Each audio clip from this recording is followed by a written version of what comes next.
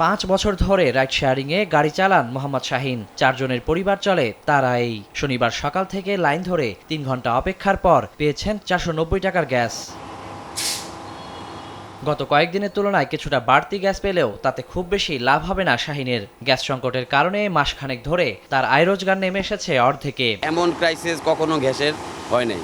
এই 2 মাস যাবৎ যে ক্রাইসিসটা চলছে, তো এখন আমাদের খুবই খারাপ অবস্থা। গ্যাস খরচ রাইড শেয়ার পার্সেন্টেজ দিয়ে 2000 টাকা থাকতো, আর এখন রাইড শেয়ার করলে আপনার 1000 টাকাও থাকে না। দেখা গেছে যে আমি 2টা টিপ মারছি, 3টা টিপ মারছি, আবার গ্যাস শেষ হয়ে গেছে।